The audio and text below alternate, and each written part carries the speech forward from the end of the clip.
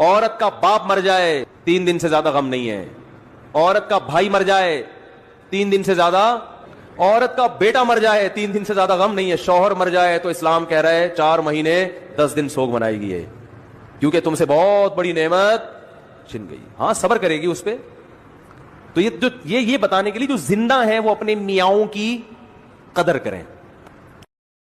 شوہر کی اگر ڈیتھ ہو جائے تو 4 مہینے 10 دن تک عورت زیور نہیں پہن سکتی, خوشبو نہیں لگا سکتی, اور کوئی بھی زینت کی چیز اختیار نہیں کر سکتی, میک اپ بھی نہیں کر سکتی, وہ چوڑیاں بھی نہیں پہن سکتی.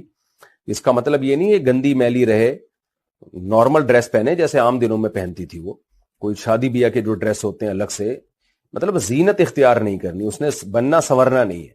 4 مہینے 10 دن کمپلیٹ ہو جائیں پھر وہ نارمل عورتوں کی طرح جو چاہے کرے, جیسے پھر وہ ناک کی کیل پہن سکتی ہے. لیکن 4 مہینے 10 دن تک عورت کے لیے شریعت میں سوگ کا حکم ہے, اس دوران وہ زینت اختیار نہیں کرے گی. اچھی موت کسے کہتے ہیں لوگ؟ شریعت تو کہتی ہے سجدے میں موت آ گئی, نماز پڑھتے ہوئے موت آ گئی, اچھی موت ہے. گناہ کرتے ہوئے موت آ گئی, بری موت ہے. لیکن لوگوں کے ہاں یہ ہے کہ لیٹرین میں مر گیا تو بری موت ہے, بستر پہ ایئر کنڈیشن کمرے پہ پھولوں کی سیج پہ سوتا ہوا مر گیا تو اچھی موت ہے.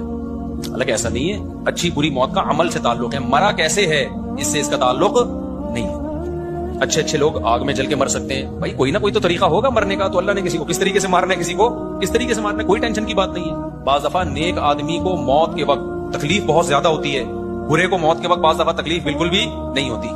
سید الانبیاء محمد صلی اللہ علیہ وسلم سے زیادہ کوئی دنیا میں نیک ہو سکتا ہے؟ ہمارے نبی جب وصال کا وقت تھا تو آپ کو بخار کی تکلیف دوسروں سے ڈبل تھی.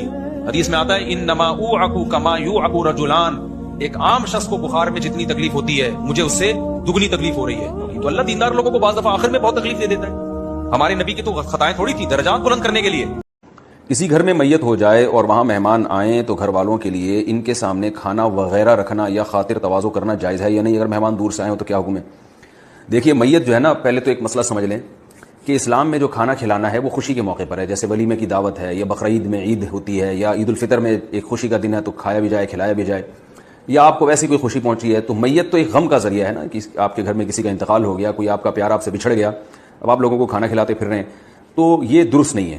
ہاں جو دور سے آئے ہوئے مہمان ہیں میت کے موقع پر اور کھانے کا ٹائم بھی ہو جائے تو ظاہر ہے ان کے لیے پھر دور جا کر اپنے گھروں میں کھانا مشکل ہوتا ہے, تو ان کے کھانے کا کوئی انتظام کر دے محلے پڑوس والا, یا میت کے رشتہ داروں میں سے. میت کے جو قریبی رشتہ دار ہیں وہ نہیں, وہ اس لیے نہیں کہ حدیث میں آتا ہے کہ ان کو بھی 3 دن تک کھانا کھلاؤ, کیونکہ وہ غم میں ہیں, ان کو اپنے لیے نہیں پکا سکتے, تو ان پر یہ ذمہ داری ڈالنا کہ مہمانوں کے لیے کھانا پکائیں, یہ خلاف سنت ہے. تو جو میت کے اہل خانہ ہیں ان کو بھی کھلا دیں کھانا, اور جو دور سے آئے ہوئے رشتہ دار ہیں جو ابھی گھر جا کے واپس کھانا نہیں کھا